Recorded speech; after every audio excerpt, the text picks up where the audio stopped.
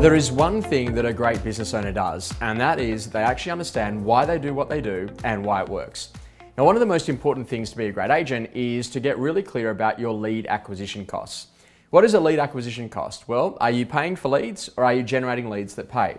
Now, this is a really simple idea, but it's an important thing across the industry, as recently we saw one of the major lead generation websites come out and reveal that they were paying up to $9.50 per click on Google and Facebook and Instagram ads to try to get people to their website. And then once they got people to their website, the number of people that they needed before they actually made a decision to purchase their services was actually kind of interesting, because they were spending $3,000 to $3,500 on the lead acquisition costs for a service that they were selling for $4,000 or $4,500. Now, this is a massive issue, because if you're spending so much money on marketing, then how do you actually make money as an agent? And this is a really important question, because the lead acquisition costs that you associate with actually generating the leads is really important for the total profitability of you as an individual agent. And as markets start to tighten and things change, people are spending far too much money on their marketing to actually generate the leads, because marketing is kind of like the panacea when everything isn't working. So one of the big opportunities is to really drill down on what works on the inside of the business. And when we work with the best real estate agents across Australia, New Zealand, the US, UK, and the UAE, what we've found is that they understand one very basic thing. And that is that one customer served well leads you to your next customer. So the important conversation around that is to start to think about where lead generation really gets its traction inside of our marketplaces today.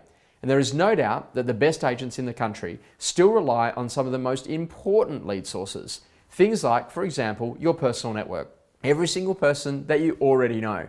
Think Facebook, Snapchat, WeChat, WhatsApp, LinkedIn, Instagram. All of those people that are on those services, where do they actually live? Now, it's about taking those relationships of the people that you've already got and then doing something with them.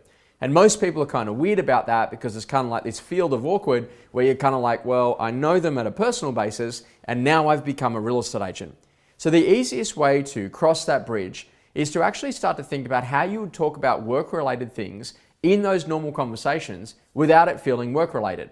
And what I've just found is that when I'd listen to people in conversations, they'd say, hey, Hannah, you know what happened at work yesterday? We actually listed a house around the corner from you. So you start seeing that what happened at work yesterday now allows you to cross that bridge. So now you can actually start to talk about it from a work perspective and not be all Amway, so to speak, over your mates. Now, this is important because a business that also does well has repeat and return customers. So sitting inside of the database today, there are hundreds, if not thousands, of people that are completely underserved.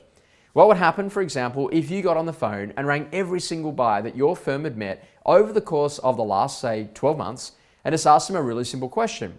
Hey Hannah, it's Josh Fegan. I had you down that you're looking to buy, and I just thought I'd check in to see, have you found anything yet? Now, they're going to say one of two things.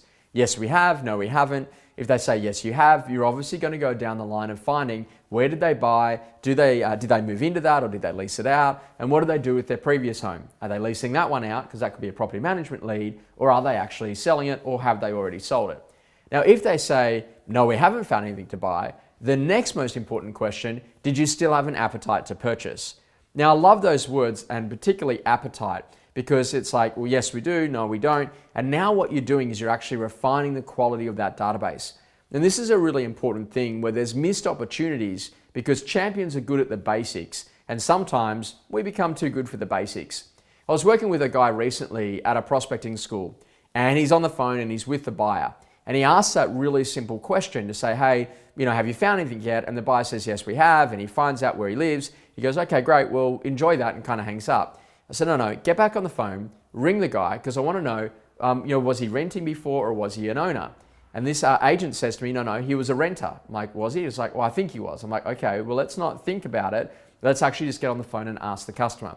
So we pick up the phone, we ring the customer, we say, hey, by the way, now you've moved into the new one, or did you lease that? No, we moved in. Okay. And what did you do with your previous? Well, the previous one, we actually sold it. How long ago did you sell it? We sold it 2 weeks ago. I said, ask this next question. When did you take it to the market out of interest? Oh, we took it to the market 4 weeks ago.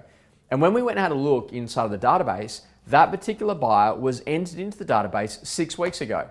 So we actually already had the lead directly in front of us. The fish were already at our feet, but we simply weren't picking up on those opportunities because we weren't asking the right questions at exactly the right time. And that's what a great agent does. So our major lead sources should be personal network. It should be buyers that we meet at open for inspections and people that we take through private appointments. In addition to that, it should also be the past clients of the firm. Getting on the phone, ringing every single person that's actually had an anniversary, or even just getting on the phone and just ringing every single person that's ever bought from us and just asking some very simple questions. How are things with you guys? How's the house? Now, what we're looking for here is dissatisfaction around their current situation and or vision around what it is that they actually want to achieve.